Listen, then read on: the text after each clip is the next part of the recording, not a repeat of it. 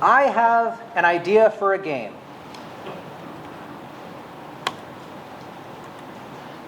It's the game of games, the top charter, the industry killer. There was supposed to be a noise at this, but I never put it in. This is the big one. This is the dream game that has all the features I like, none of the features I don't. It's going to be great. It's going to be fun. It's going to be cool. It is a massively multiplayer, online, real-time strategy, role-play, hack and slash, action, puzzle, horror, colony, survival craft, simulation, with blackjack and a fishing minigame. Also called that. I've been thinking about iterating on prototyping this game on and off for several years. It's changed many times. The scale's always stayed just out of reach of a solo developer with few resources. To better my chances of pulling my dream game into reality, I've come up with a few methods to lower the scope while preserving the spark that brought the idea forth in the first place. Many of you, I'm sure, have also had big games you dream of making someday. If you have such a dream project, just out of reach, I hope that the methods I've come up with will help you bring them into reality. But first, should you limit your scope? If you're making a large commercial project, absolutely. You have limited time, you have limited funds, you need to make enough to make your next game. That's optimistic, I know, but we're creatives, it's what we do. So yes, you absolutely need to limit your features so that you can release within a deadline, within a budget, and get something out there. If it's a hobby project, little more gray area here. If you want to finish it, absolutely. If you want something that you can show to your friends, that you can play at some point, then sure. If you don't care about finishing it, if you just love the creative process, if the whole point is just you like making things, I'm not the fun police. I will not stop you from making your game. So these methods are all different ways I use to filter out those features that don't serve the core experience I'm going for with my game. None of these methods are necessary to control a project size, but I've found them to be useful to limit what I make. They all exist in various forms. I did not invent any of these. We're not going to go through all of these. We're just going to go through my personal creations. And these are either things that I came up with and then found somebody online who had already done it better than me, or something that I found what someone else did and I've modified it to my purpose. Also, take everything I say with a grain of salt. I am entirely self-taught. I am a solo developer, meaning, say it with me, I am a...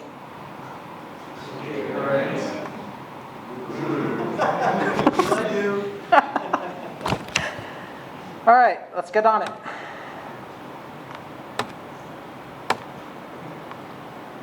First method we're going to use is the time budget. So what you do for the time budget is you have a limited amount of time to make your game. So you make a list of all of the features that you want in the game. That is everything. And you make a list of times. How much time it's going to take to put in each feature. Now, we are all, of course, very optimistic. So you need to multiply it by 3. And then you take the amount of time that you think it's going to take. I had 130 hours on here and just cut them down. Now you might notice some of these I did not end up subtracting from the total because I decided to remove them. As an example of this, I had a very, very, very large simulation I wanted to do. I wanted the full world to be one large dynamic simulation. Nations going to war with each other. Nature growing and causing beasts to appear at different strengths based upon how desolate the region is. I attempted it. It took months. I ended up throwing everything out. The second time I did it, I wrote the full feature list, and I ended up realizing for this simulation, I'm just trying to learn about how to control this setting. I don't need entire armies of soldiers running around. I can change the armies, and I am expecting this to take a second to load. You can do it. I believe in you. I ended up replacing all of the armies of thousands of troops with just these individual markers for each army with values showing how many troops they had, and ended up with a full simulation of exactly what I was looking for, only a week past the schedule that I had set for myself, which was about a month. The second method we're going to go over is the 2 notebooks method. I think we all know the first notebook because most of us will have one. It's the one that you use to take notes while you're making your game. It is it's the list that you're going to have of all of the features that you want. It's going to be your development notes, your testing notes, musings on it, notes you get from the community, important information. The second notebook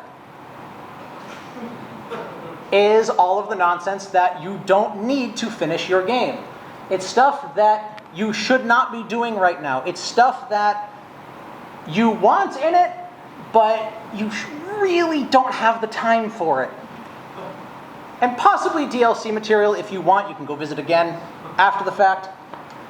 In my case, I had an idea to put a library in each major city in the game.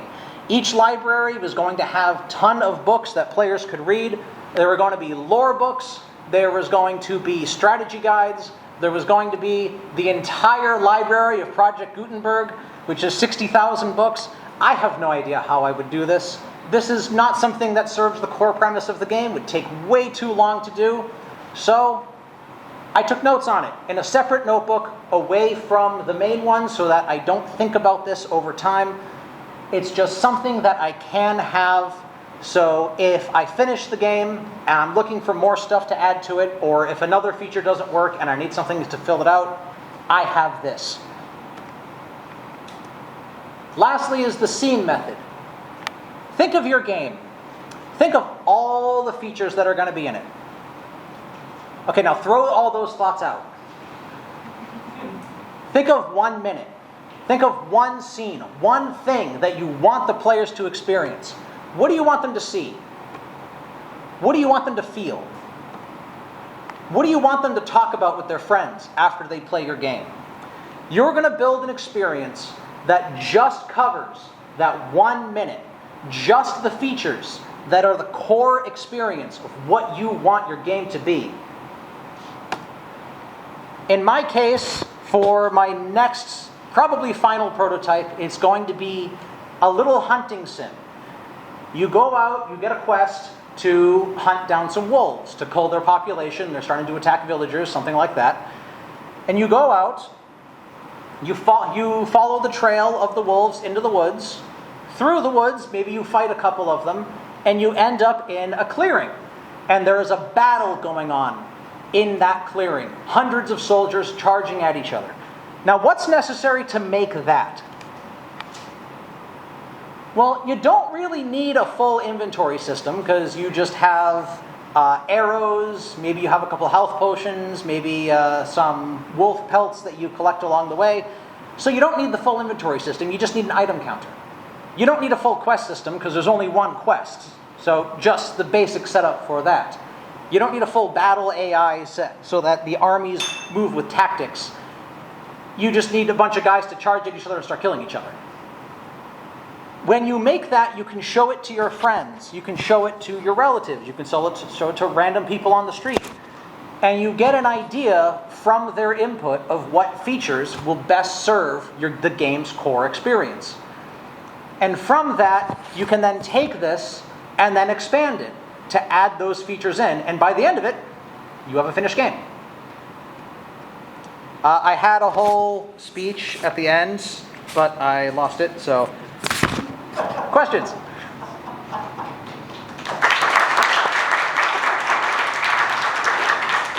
Chris? What was like the gist of that end speech that was lost?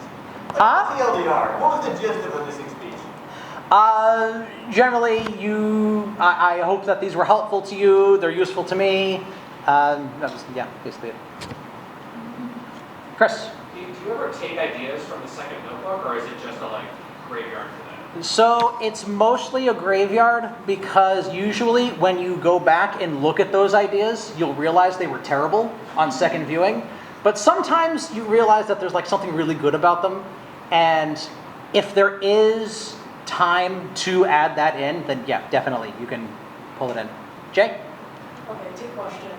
Number 1, does it actually take 69 hours to implement a sexy librarian? Yes. And second question is, what's like the average percentage of time that you end up finding like good ideas after second version, like notebook stuff?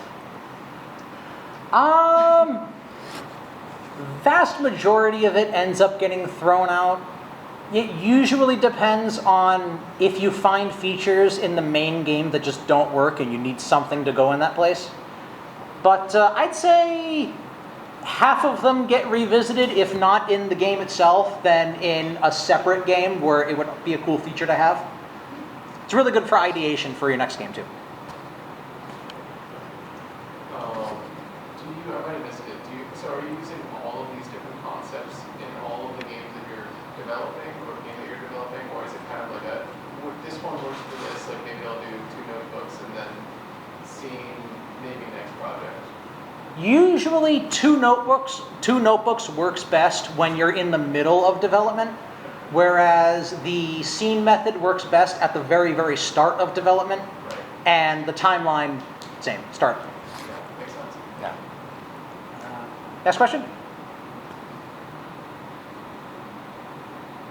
Saw someone in the back. No? Okay. Cool. Sweet. Thank you.